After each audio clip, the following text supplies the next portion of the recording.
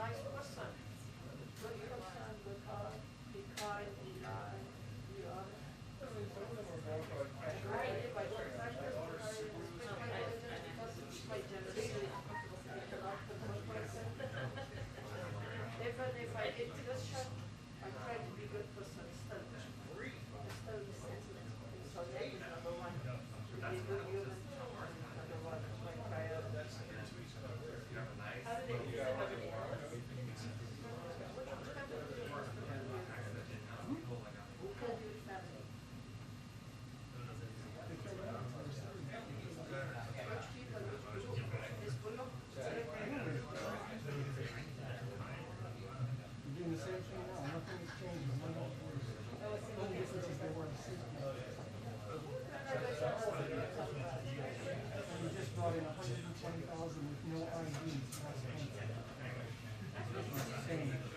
One of my friends is trying to say that one of my friends is trying to say McDonald's. No ID. Every family got $40,000.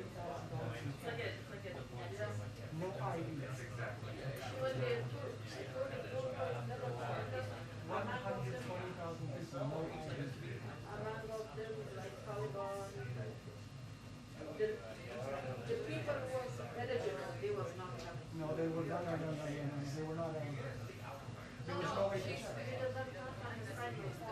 The eligible are still there. The people who was eligible, they didn't come. They couldn't get chance. And they're spreading them out to They they're trying to flip elections, so they send them to. Yeah, those people, they tell they don't have any identification. Nobody knows what they. 90% of them believe that Sharia should be the law. Taliban.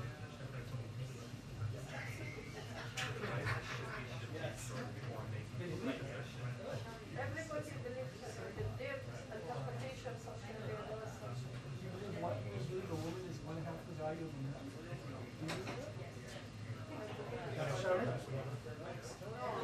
Sharia in the court, a woman's testimony is worth one half of the law. Do you believe that? I don't believe that, but they say Sharia law.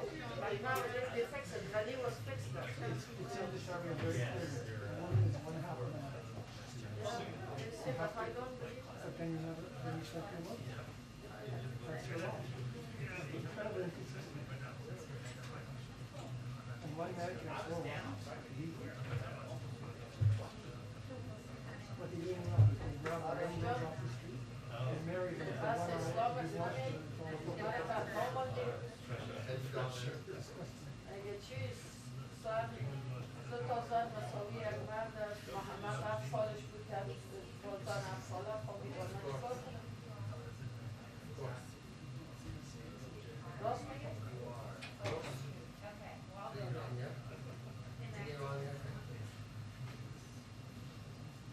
شرم است چی بگه؟ What is the truth? What is the truth?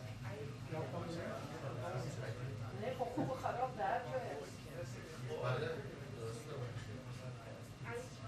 قسم بگویمش که از دی و دد منولم و انسانم آرزو از دی و دد منولم و انسانم آرزو این میگه فامیلای ما رو که سلمان ها 100 سال پیش کشتن True. Yes, true. Very true. My grandfather, until he died, he wake up in the middle of the night screaming. He was 90 years old. این محمد هم خیلی آدم چیز بوده 50 سالش بوده با دخترم سالن خوشه بله صحیح؟ نه ساله He's from Iran. Yes, so yes, that is the. He's from Iran? I was at the Shah on his deathbed in Cairo. no kidding Yep. The tears streaming down his face. wow The Faradiba. Saradiva, yeah. Kuve Palace. He was a good man. He was Muslim then. No, he was not Muslim. Muslim never? I mean he went to mosque when he had to He was not. He was, but he didn't practice it. Neither was Sadat. Sadat was Christian. that, forget about forgive people that suffer. Forgive but we don't forget. Forgive, but you don't forget. Well, they destroyed Iran, right? Pretty much, yes. I think the Shah, He said, claimed to be the guardian of the Shiite. he said, I wish the communists were taking over. He said that? The Shah. At least they would be progressive. He said the imams will put my country back 1,000 years. He That said was that. right. And you know, he stopped for medicine. Yes. He stopped his treatment. We all the Shama, they didn't remember. We were so young.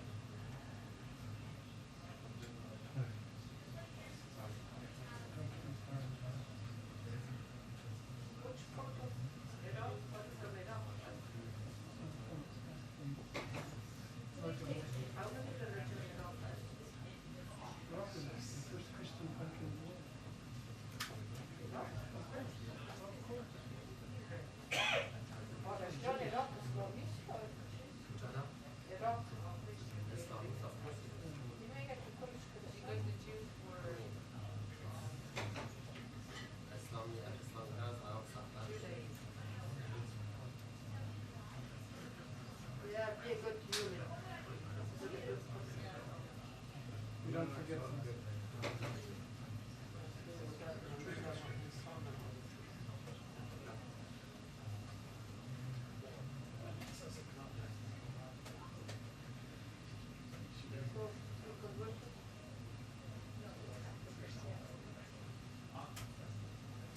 I go to Buddhist if I convert.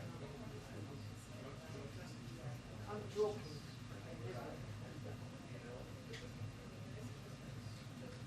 God is one God, sweetheart. No matter what religion you are, God is God.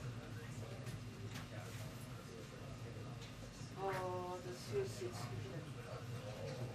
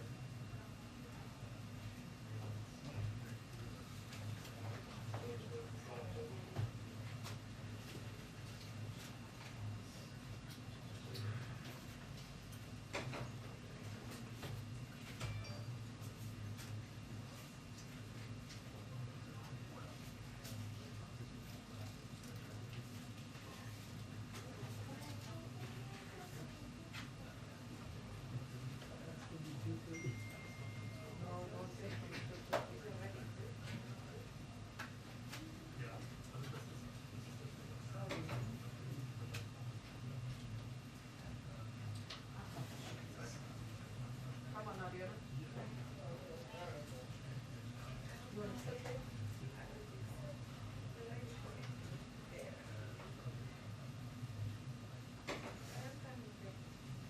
I saved some food for you.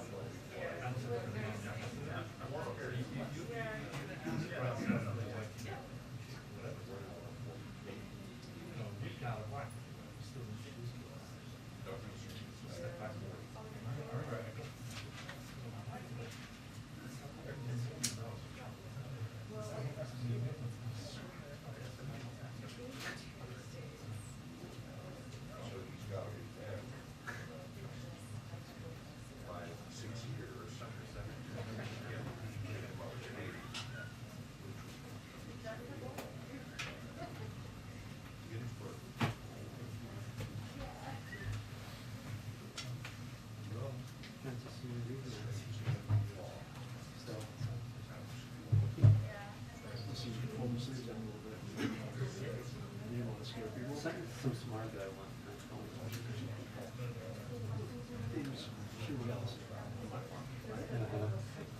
Baby arms versus.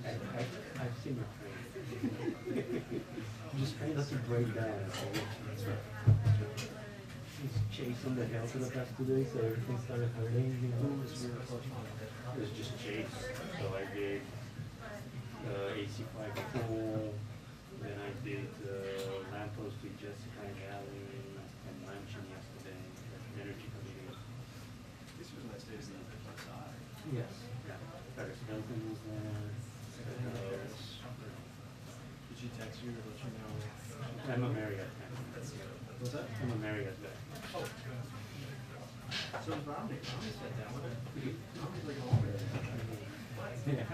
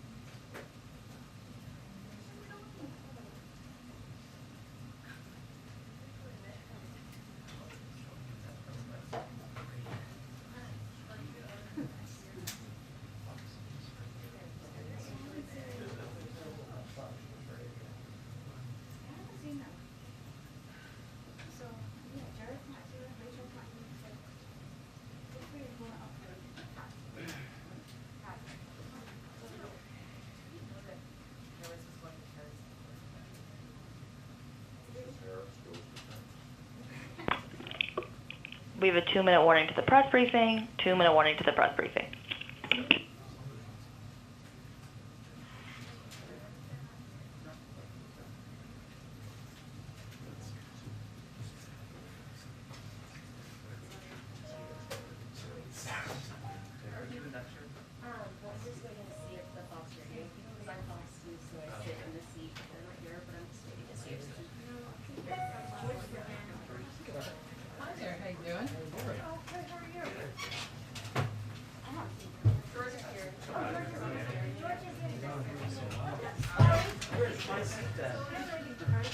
One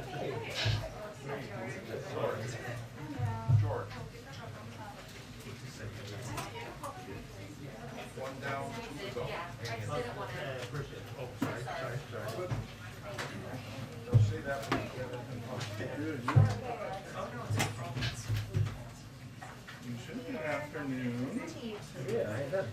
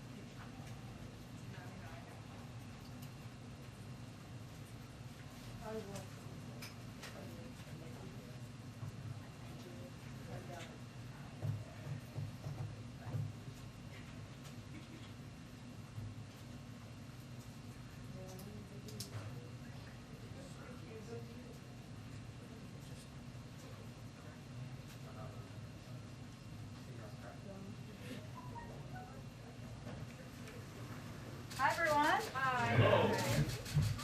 Happy Friday. Okay. Just an overview of the week ahead for all of you. Throughout the week, the President will continue to meet and call members of Congress about his transformative Build Back Better agenda and bipartisan infrastructure deal.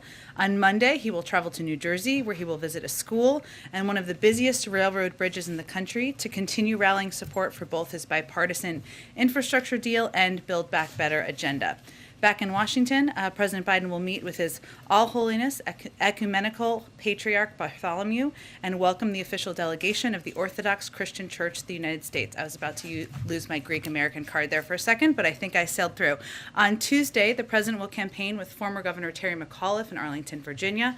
On Thursday, the President and First Lady will travel to Rome, Italy. On Friday, the President will visit the Vatican City and have an audience with His Holiness Pope Francis. They will discuss working together on efforts grounded in respect for fundamental human dignity, including ending the COVID-19 pandemic, tackling the climate crisis, and caring for the poor. On Saturday and Sunday, the President will participate in the G20 Leader Summit.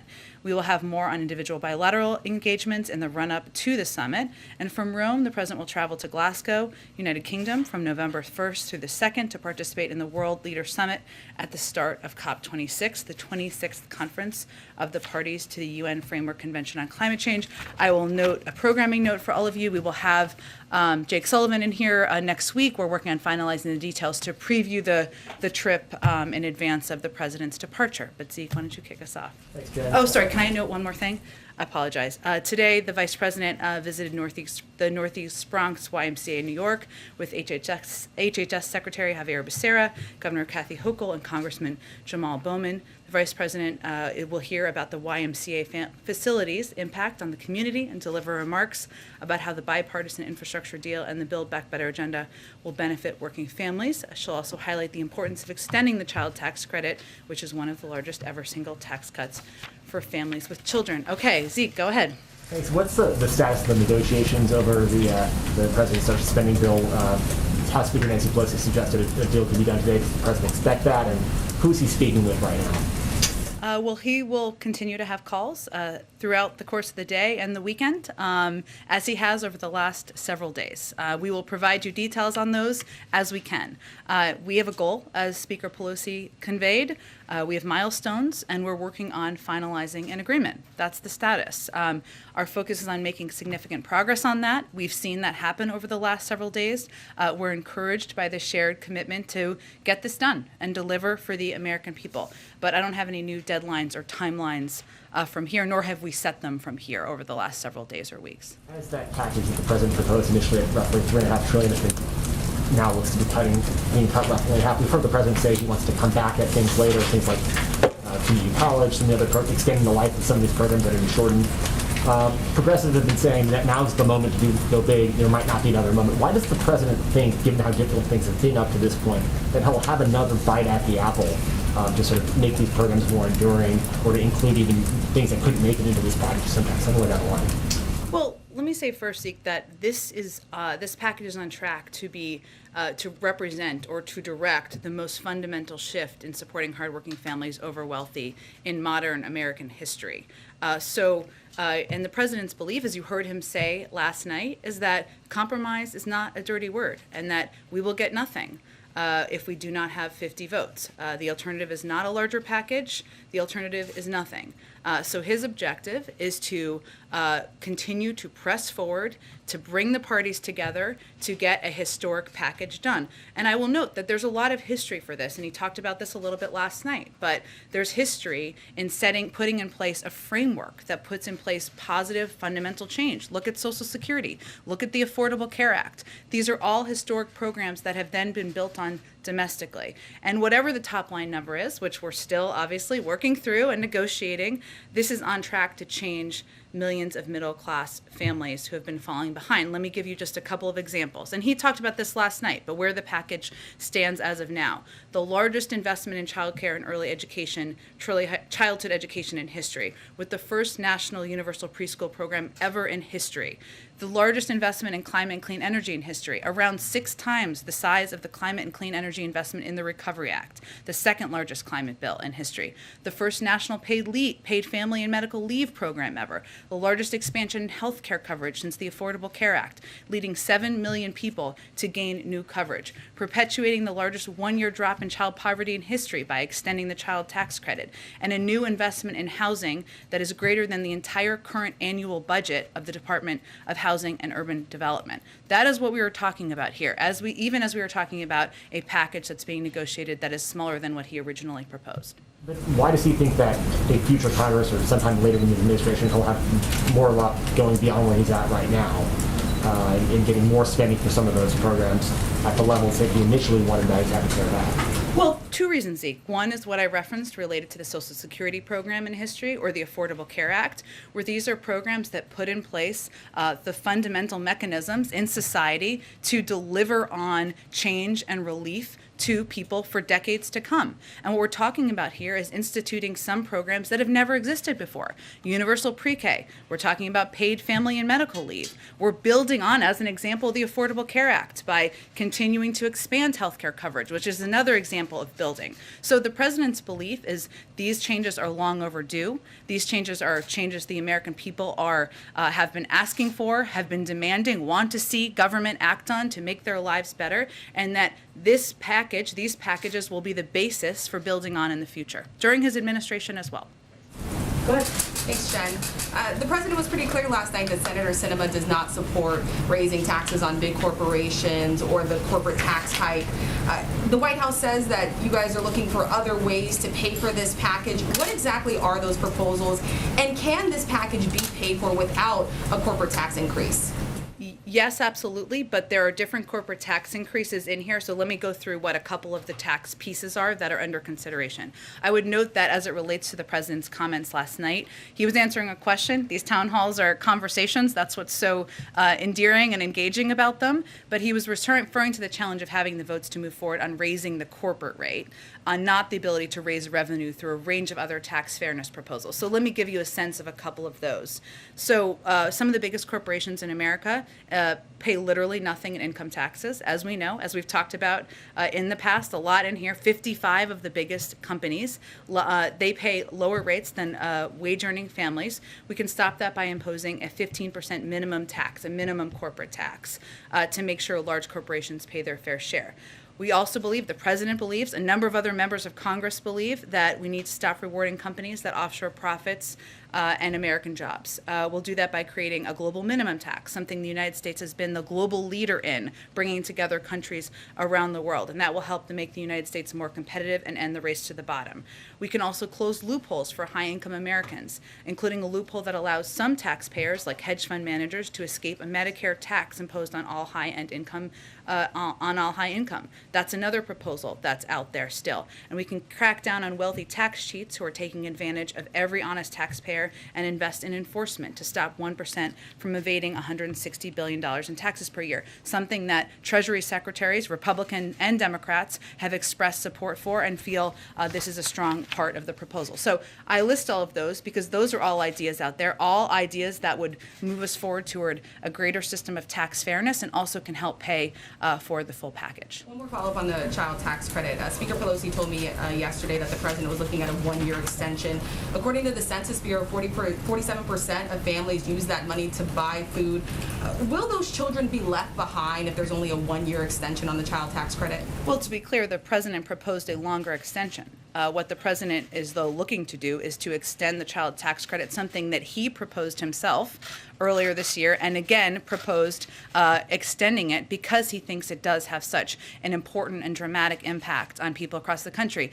Many economists have credited it with cutting the childhood poverty rate in half. He absolutely thinks it should be a part of what American families can benefit from. But it's smaller because compromise is not a dirty word, and it is something that we still believe is a positive step forward to extend. Go ahead. What drove the shift in the president's posture this week in terms of, he laid out a lot of details to rank and file members on Tuesday. He laid out a lot of details to the entire world last night. Something you guys haven't been wanting to talk about over the course of the last several months. Why now? Why has he moved in this direction? The charm of Anderson Cooper, I guess. I'm just kidding. Look, I think, Phil, that we are at this point in the conversation and in the debate where we are getting into the nitty-gritty details, and the president is deeply engaged in those discussions. I think what you saw last night, what the American people saw last night, is that the president has rolled up his sleeves and he is deep in the details of spreadsheets and numbers and what the potential impact can be to help the American people. And he was candid, and he was candid about where the negotiations stood, and also wanted the American people to understand, as I just outlined earlier, that progress here is a historic package that will put in place systems and programs that have never existed in our society before. So I think what you're seeing is that we're getting closer. We're into the nitty-gritty details. There is agreement about some fundamental investments in our society, and he loves having conversations with the American people about what he's fighting for. Two more just to follow up on last night. Can you clarify where discussions are, if they exist at all, in terms of the National Guard and the supply chain? Oh, can I clarify where things stand? My understanding is it had been talked about, but it wasn't something you guys were moving toward. The president seemed to say differently last night. Sure. Well, any president has the ability to use the National Guard from the federal level. Requesting the use of the National Guard at the state level, which is often how it's done, is under the purview of governors. And we're not actively asking them to do that, and we're not actively pursuing the use of the National Guard on a federal level. But it is something that any president would have the capacity to do, the authority to do, but it is not something under active consideration. And then one more. The president was asked if the U.S. would come to Taiwan's defensive attack by China, and he said, yes, we have a commitment to do that. Is there a shift in U.S. policy as it relates to Taiwan and a defense agreement? Well, there has been no shift. The president was not announcing any change in our policy, nor has he made a decision to change our policy. there is no change in our policy. Our defense relationship with Taiwan is guided by the Taiwan Relations Act. Some of the principles of the Taiwan Relations Act that the United States will continue to abide by, of course, is assisting Taiwan in maintaining a sufficient self-defense capability. Another principle is that the United States would regard any effort to determine the future of Taiwan by other than peaceful means a threat to the peace and security of the Western Pacific and of grave concern to the United States. I would also note that Secretary Austin also spoke to this earlier today, and he said, as the Secretary of Defense, of course, nobody wants to see cross-strait issues come to blows. Certainly not President Biden, and there's no reason that it should. And that is certainly emblematic of our approach as well. Go ahead, Jeff. Just piggybacking on that question about Taiwan, the U.S. policy is one of strategic ambiguity on this. He seemed pretty unambiguous with what he said last night. Was that intentional? What I can convey to you is that our policy has not changed. He was not intending to convey a change in policy, nor has he made a decision to change our policy. Okay. Moving back to the legislation, is the president confident or is he hoping for a vote on this before he heads to Europe next week? Well, his preference would certainly be to get something done in the coming days. And obviously he will work closely with Speaker Pelosi and Leader Schumer to do exactly that. But I don't have any new deadlines or timelines to set for you today. Beyond citing the Rhodium report, if he arrives in Glasgow without this in hand, what is his message to world leaders on that world stage? His message is that he is a president who will bring the climate crisis back to the top of the priority list for the United States. And he has already taken steps to do exactly that, not just by rejoining the Paris Climate Agreement, but by taking steps working with the leaders of the auto industry to move towards electric vehicles and electric vehicle future to reduce greenhouse gas emissions here in the United States, and that he has proposed the largest investment in addressing the climate crisis in American history. And that is something we are on track to deliver on, even with a smaller package. Just lastly, is the president or the White House have a reaction to the Alec Baldwin shooting incident in New Mexico? Other than to say that it is obviously a tragedy, the loss of life, and as I understand it, the individual who is in the hospital, and so our thoughts and prayers go out to their family members, but no, beyond that, we don't have an additional U.S. reaction. Go ahead. Thank you, Jen. I follow on China and Taiwan, just to be crystal clear. When the president says that the U.S. has a commitment to protect Taiwan, does that commitment include military intervention in the event of a Chinese attack? Again, as I said earlier, he wasn't announcing a change in policy, nor have we changed our policy, which I think is the most important point here. And we are guided by the Taiwan Relations Act, and I just outlined what some of those principles are, which is ensuring that we continue to assist Taiwan in maintaining a sufficient self-defense capability, and that is something we remain committed to doing. So can you just remind us that policy is no, there would not be military intervention, right? Our policy is to be guided by the Taiwan Relations Act, which is the specifics of that are that we are going to continue assisting Taiwan in maintaining a sufficient self-defense capability. Another principle is that we regard any effort to determine the future of Taiwan by other than peaceful means as a threat to the peace and security of the Western Pacific. But as I noted earlier, our Secretary of Defense conveyed clearly what our policy and our view is, which is that no one wants to see cross-strait issues come to blows. That is what we want to avoid, and that's what the American people should understand as our focus. That's the view of the President, that's the view of the Secretary of Defense, and there's no reason anyone should think otherwise. Follow up on all those tax options that you might have if the corporate tax is not raised, and if there is no hike in taxes on the wealthy. Will all of those still guarantee that this package will not be deficit spending? Yes. Okay. And none of that has been concluded. I think I gave all those additional components of tax options that are out there and Senator Sinema can obviously speak for herself, as I always convey from here, but she has been supportive of a number of these options, as have others, and those are all options that can help ensure we're moving toward a more fair tax system, but also pay for these investments. Just one more on the filibuster. What are some ways that the filibuster can be fundamentally altered without ending it altogether? Look, I think the president will have more to say about this in the coming weeks, but I think what you heard him say last night is that we're at an inflection point in a range of issues, including, and this is often why it comes up, voting rights. And he talked about this a little bit yesterday when he was at the 10th anniversary of the MLK Memorial. We know the right to vote and the rule of law are under unrelenting assault from Republican governors, attorneys general, secretaries of state legislators, and time again, when offered the choice, 3 times over the last several months, when a hand has been extended by Democrats to work together to protect the fundamental right, Republicans have not only recoiled, they have blocked the ability to make any semblance of progress. So what the president's referring to is the fact that that is unacceptable. The protection of the fundamental right to vote is something that has been bipartisan in the past. He spoke back in March about his concerns or how he would view it if the Republicans continue to be obstructionist around it, and we've seen that time and time again. So he will discuss what that looks like, because not getting voting rights done is not an option. So does that frustration explain his evolution of thinking on the filibuster? In July, he said eliminating it would throw Congress into chaos and nothing would get done. Well, I would also note that back in March, he noted that if there was obstruction, that it was something that we would have to take a look at. So, look, I think many of you have covered the president for some time, and you know that his view is that we should pursue ways to work in a bipartisan manner, that we should pursue paths forward that can get things done for the American people. When he helped lead the effort to authorize the voting rights bill back when he was a senator, that was done in a bipartisan way.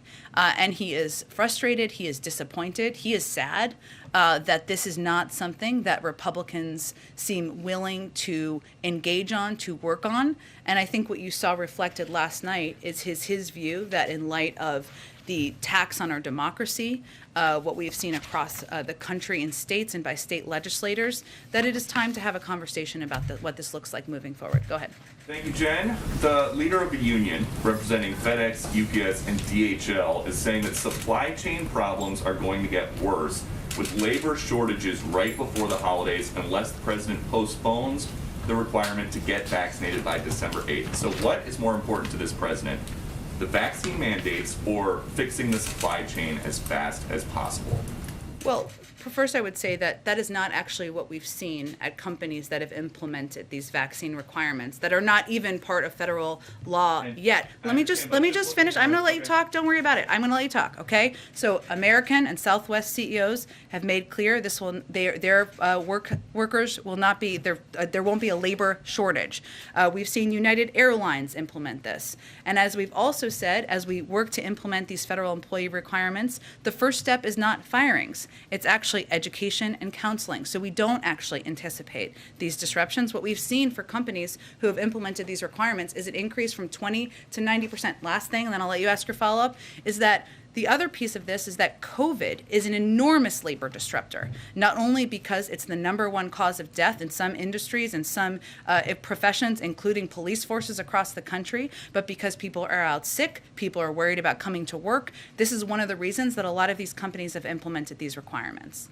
Just so that I understand the position then, this union leader says that the looming December 8th mandate for having fully vaccinated workforces creates a significant supply chain problem. You say no, it does not. Is that right? What I would point to, Peter, is the evidence we've seen from companies, large companies, private sector companies that have implemented these requirements across the board. Okay, following up on something else the president said last night, why did President Biden say he has been to the border? Well, Peter, as you may have seen, there's been reporting that he did drive through the border when he was on the campaign trail in 2008, and he is certainly familiar with the fact, and it stuck with him, with the fact that in El Paso, the border goes right through the center of town. But what the most important thing everyone should know and understand is that the president has worked on these issues throughout his entire career and is well-versed in every aspect of our immigration system, including the border. That includes when he was vice president, and he went to Mexico and Central America 10 times to address border issues and talk about what we can do to reduce the number of migrants who are coming to the border. He worked in a bipartisan manner with senators like Ted Kennedy, Harry Reid, John McCain, and others to push for comprehensive immigration reform. He does not need a visit to the border to know what a mess was left by the last administration. That's his view. Does that count as a visit? He said, I've been there before. You're saying he drove by for a few minutes? Does that count? What is the root cause? Where are people coming from who are coming to the border, Peter? The president said that I'm asking you a border. question because I think people should understand the context. No, you're where do answering people the question where do with a people question. co- I'm asking you if that Okay, I'll answer it for you. People come from Central America and Mexico to go to the border. The president has been to those countries 10 times to talk about border issues. There is a focus right now on a photo op. The president does not believe a photo op is the same as solutions. But he said, That may be a difference he has with but- Republicans. But that's not what he said either. He said, I guess I should go down. So does he think that he needs a photo op? Is that what he's saying? Is that He what you're doesn't. saying? And that's a fundamental disagreement he has. I would say the former president went to the border at least once, maybe more. You may know the numbers. Has anything How did that immigration policy result, Peter? That immigration policy resulted in separating kids from their parents, building a border wall that's feckless and that costs billions of dollars for taxpayers. The president fundamentally disagrees on how we need to approach the immigration issue. Anything changed at the border between 2008 when he drove by and 2021? Aside from the fact that migrants are still coming to the border through the course of Democratic and Republican presidents, and the need to reform the immigration system is even farther long overdue, no. But we need to work with Democrats and Republicans to get that done. I think we're going to have to keep chugging along here. Go ahead. Let me ask you, if I can, about gas prices. The president was asked about that. A lot of Americans have been concerned about the cost to go to the pump these days. He said, I don't see anything that's going to happen in the meantime that's going to significantly reduce gas prices. He said, I don't have a near-term answer. For Americans who are looking for an answer, what is the answer? Well, what is true, and I think the president, as I said earlier, was quite candid last night, as the American people should expect from him, and from any president. And there are limitations to what any president can do as it relates to gas prices. Here's what we have been doing. As we've said for some time, we are engaging broadly with OPEC on our concerns at a range of levels. And that is something we will continue to do. As you know, Jake Sullivan, our national security advisor, recently met with leaders in Saudi Arabia and certainly raised this issue. The president has also been concerned, as the administration has been, about what we have seen as rises in supply that have not been accompanied by drops in cost. That's one of the reasons he's asked the FTC to look into price gouging, something that is no doubt impacting, or we expect might be impacting, the cost of gas around the country. So we are working and using every single lever he can, but I think what people heard from him is some candor about what impacts we can have. He mused that he could go into the Strategic Petroleum Reserve and that could bring the cost down. He said it would still be above $3. Will he do that? I don't have anything to preview on that front at this point. Let me ask you, does the White House have any response to the Supreme Court today saying that it's not going to block the Texas abortion ban, although it did grant an expedited review to take place, I think, by the start of November? Well, I would naturally defer any particular questions about the Supreme Court decision in litigation to the Department of Justice. But what I can reiterate is that the president has been clear in his position that SB 8 is blatantly unconstitutional, not only violates the right to safe and legal abortion established under Roe v. Wade, but it creates a scheme to allow private citizens to interfere with that right and to evade judicial review. That is why he's directed a whole of government response to it and why he will continue to stand side by side with women across the country to protect their rights. But in terms of any litigation steps, I'd point to the Department of Justice. The contingencies at the Supreme Court is to uphold that present ban. What contingencies, what process takes place behind closed doors here at the White House to help look out for the women in that state? Again, as you know, the Gender Policy Council and leaders there are leading the effort to work and see what levers in government we can use to continue to protect women's fundamental rights. We will see if there's an update on that to provide to all of you. Go ahead, Serena. Afghanistan, please. I'll come to you next. Thank you. The attack on a military outpost in southern Syria this week did not result in any American casualties, but the U.S. military considers it to be a serious but failed attempt to take American lives.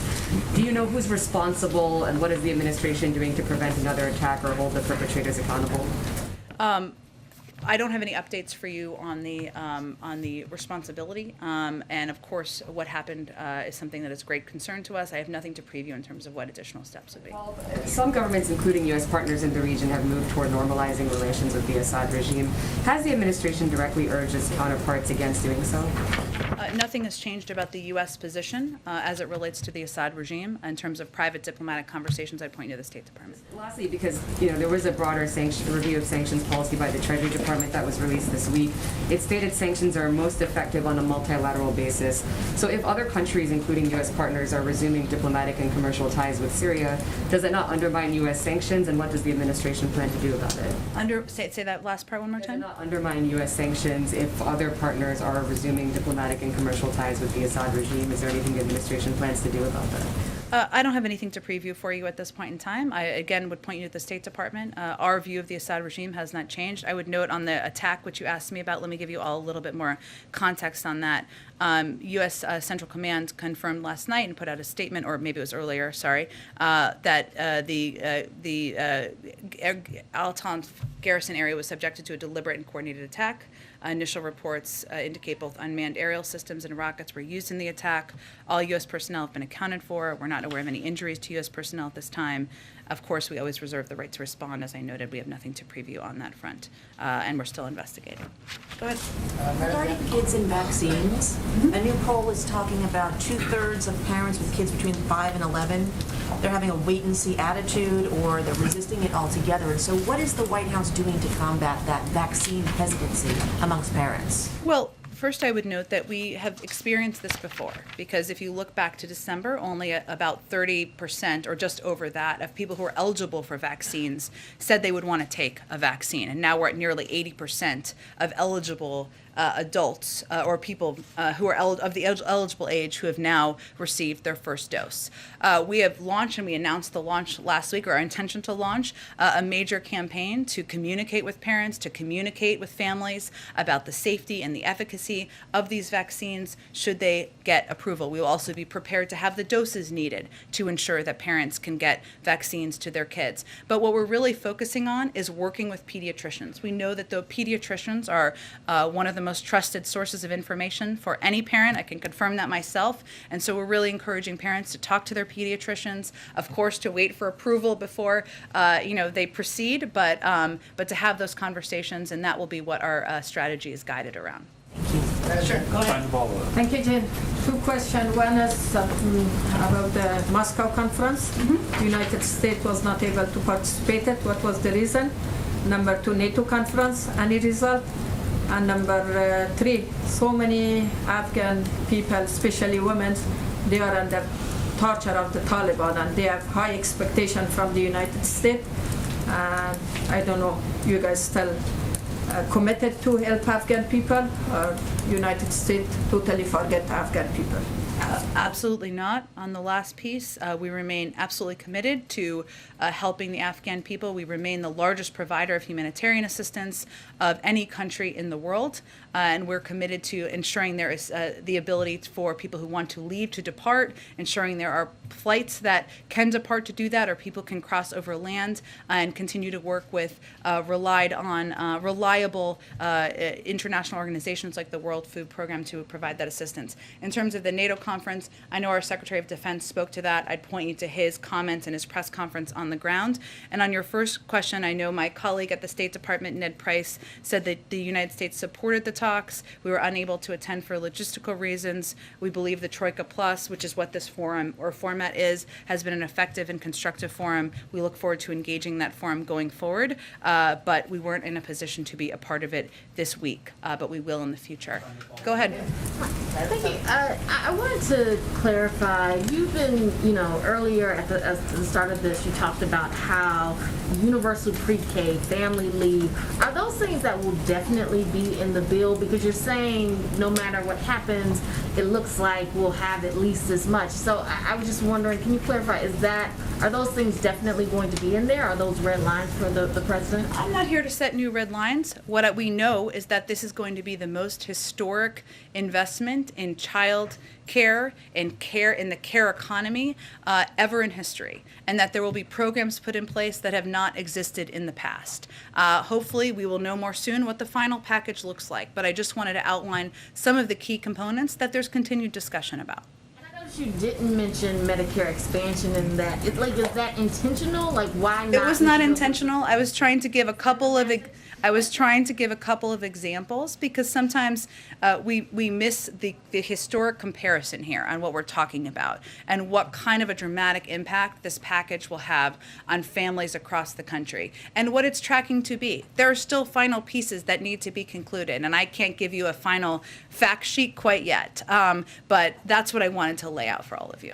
Another quick question. Does the White House have any thoughts on the Supreme Court? Yes, they're taking up the Texas abortion law, but they're not going to rule on the constitutionality of it.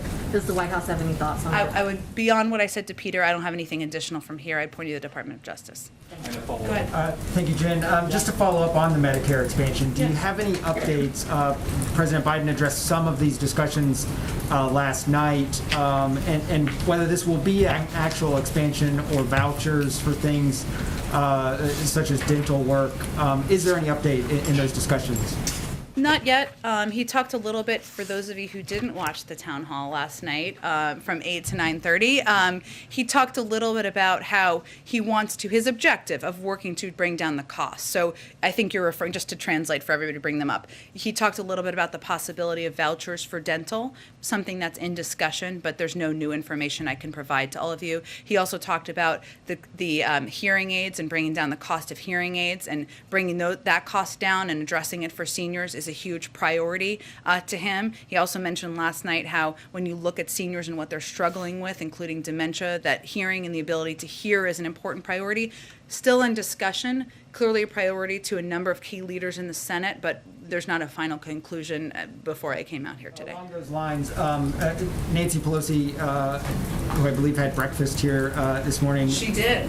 She was here. I'm not sure what they ate, but they met, so yes. She indicated that a climate deal was close and suggested it could be done. Has the White House and congressional Democrats identified any substitute for the Clean Energy Performance Program that looks to be removed at Joe Manchin's request? And if so, what is it? Well, the president talked a little bit last night about the fact that, and I would say it's still on track to be, because there are so many climate components in these two packages that the president has proposed, including climate tax credits and tax cuts, which have been a part of his proposal, has broad support in the Senate. There are also key components, since you gave me the opportunity, that have been in the infrastructure plan that often we don't talk enough about, including moving toward electric vehicles, 500,000 charging stations across the country, which would be a huge impact, have a big impact in moving toward an industry that would reduce greenhouse gas emissions. Replacing lead pipes and water. I think many of you may have seen today that the state of Michigan issued a state of emergency because of lead in pipes. This is an area and a place that has a climate impact, it has a humane impact. These are all components that are under discussion, and obviously the infrastructure pieces have passed, but continue to be a part of what the president's proposed. But addressing the climate, making this the largest climate bill in history, we'll continue to be on track toward that. Just lastly, the president last night said he would entertain the notion of doing away with the filibuster to pass voting rights, and then he added, and maybe more. What's the maybe more?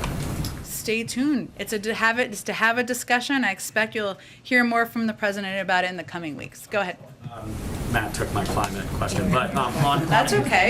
You can ask it in a different way. Okay. On immigration, though, the president said yesterday that the administration's stance is that it is opposed to MPP, the Remain in Mexico policy, but there's a court order, and you're implementing that court order right now. But even with that court order addressed a previous memo the administration issued to terminate MPP.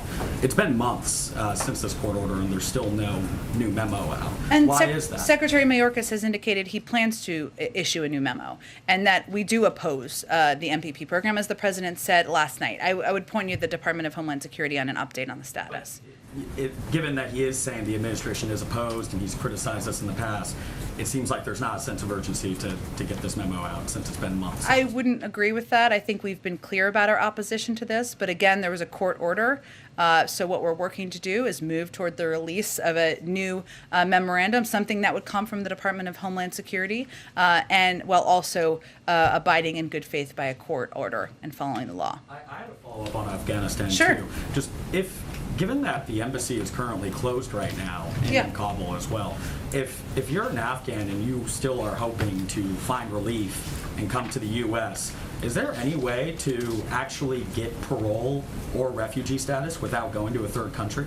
Well, we have a presence in Doha, one that engages with officials on the ground. We've also had recent meetings with leaders of the Taliban, as you all know, and has been reported publicly. And our State Department is leading this effort. So yes, absolutely there is. We have worked to help individuals who have stood by our side and fought by our side over the course of the last 2 months since we left. We ended our military presence there. We've put out, I know the State Department put out numbers on U.S. citizens and legal permanent residents who have departed from Kabul. We wouldn't be able to do that unless we had the diplomatic presence in Doha and were able to engage with and work with authorities on the ground. Go ahead. Thanks, Jen. Last night also the president said that paid leave was down to 4 weeks. When he said that, did he mean that it would be a permanent program and that it wouldn't be sunsetted any time over the next decade? And did he mean that it would be 4 weeks and scale up, or just 4 weeks flat? I think he was conveying that he had proposed 12 weeks. It was closer to 4. The specifics of the details and where that sits right now, I don't have an update for you on. Okay, so closer to 4, not necessarily 4. Again, Francesca, he was just speaking to where things stood last night. There's obviously been ongoing discussions this morning, but clearly making sure paid leave is law, is a reality for working parents across the country is a priority. That's why he proposed it. But in terms of the exact status, I don't have an update for you on that in this moment. And on free community college, he said, I promise you, I guarantee you, we're going to get free community college in the next several years across the board. So what makes him so certain that he'll be able to get community college, free community college in the next several years if it's not going to be included right now? He's in the first 9 months of his presidency, and he knows and understands, as he said last night, that that making community college accessible, that ensuring we have a more educated workforce out in the country is in the interest of the private sector, in the interest of U.S. competitiveness, and certainly in the interest of the American people. There's still discussions about how to make community college more accessible, more affordable. These pieces are still being negotiated. I think what you heard from him, or what the American people heard from him last night, is not just his marital obligation, but is his commitment to getting this done because he thinks it's in the interest of the United States and our workforce here. Go ahead. Thank you, Jen. Thank you. I'd like to ask first about test access and then about coronavirus origins. We as a press corps are fairly unanimous in our opposition to the mysterious pre-screening process that's been going on for presidential events in the East Room. And so I'm hoping that you can demystify for us how White House staff are selecting which journalists get into these events. Is it first come, first serve, or something else? And also, how long will this pre-screening remain in place? Well, we are still in the middle of a pandemic, as you know. People are wearing masks in this room. As a reflection of that, we have certain requirements here as well among staff, and I think we don't have the size of numbers that we would all like to have in the East Room, and we hope that we make changes to that soon. The decisions made. Is that not important, that we're going to expand access and make sure more people can get into the East Wing? Here, but how are the decisions made about who gets to go in? There's a limited number that we have based on how many people are attending as guests. I don't have any more information on that. Go ahead, Karen. I think we're going to move on. Go ahead. Thanks, Jen. Has the president spoken to Senators Manchin or Sinema today since the town hall last night? I don't have any updates on his call specifically, but we have been in regular touch with them even through the course of the morning from senior staff. You had said in answer to Phil's question that the president last night was focusing on the nitty-gritty details and that he was candid about where the negotiations stood. He was also much more candid in pointing out the roadblocks that Senators Manchin and Sinema have put up to some of the things he would like to do and what they're opposed to. Did he do that to try and move them through public pressure, or was it to lay the groundwork for what will be a scaled-back final deal on this? He was simply candidly answering questions. He also referred to Senator Sinema as someone who's smart as the devil. which he has used many times in the past to describe the vice president, to describe Rahm Emanuel. It's a point of endearment from him. He described Senator Manchin as a friend. He believes and continues to believe that he is negotiating and working with both senators in good faith, and that we all are working towards shared objectives. So he was simply answering questions that were asked by the audience and the moderator. Go ahead, George. Yeah, this follows a little bit on that. This week has been an interesting mix of inside game with his behind-the-scenes talks and outside game with Scranton and Baltimore. My question is whether the time has passed where speeches can be expected to be effective in moving any votes. I mean, do you think any member watched the town hall meeting and said, "Oh, that's going to change my vote"? You know, I'm not sure that his audience were people who are currently residing in this area in this zip code, right? His audience was the American people who have questions about what this means for them, for childcare, and how it will help them. For people who really want to send their kids to pre-K but can't afford it. For people who are worried about paid leave and hoping that's a reality for them when they're at the point of having children or needing to care for loved ones. And so this was really, the audience was really the public and the American people, and the vast majority of questions came from individuals in the audience last night. Isn't it fair to say that the important thing right now is him working his relationships and the inside game to get the votes? That has been important from the beginning, and the president has obviously played a key role here in bringing different viewpoints together toward a shared path forward. That's the role that he has played as president, the role he promised to play when he ran for president. Again, running on the fact that compromise is not a dirty word, and he believes he can bring people together from differing viewpoints. He also believes, and a lot of members will tell you or others this too, that part of his role is talking to the American public about the benefits of these packages and explaining to them beyond sometimes the noise and important conversation about the mechanisms of who's for it and against it and the size and the numbers, about how this is going to help them. So last night was an opportunity to do that. Go ahead. Thank you, Jen. My first question is on the President's climate agenda. So yesterday, Corinne seems to suggest that should CEPP fail to be included in the reconciliation bill, executive action is an option. Do I have that correctly? Do I understand that correctly, first of all?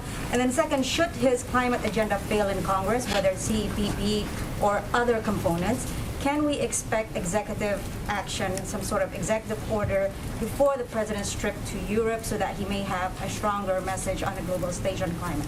Well, I think it's important to note that some of the progress the president's made to date, some has been executive action, like rejoining the Paris Agreement, but some has been simply by working with leaders in the auto industry to bring them together to agree upon shared investments in the electric vehicles industry. So there's a lot of ways that the president will continue to work, use the levers of his power to make sure we are reaching his bold and ambitious goals. And we've talked a little bit in here about the rhodium study from the other day, which showed that there are a lot of different paths forward to reach those goals. Some of them legislative, some of them through actions he can take as president, some of them through working with the private sector and other leaders who share his commitment to addressing the climate crisis.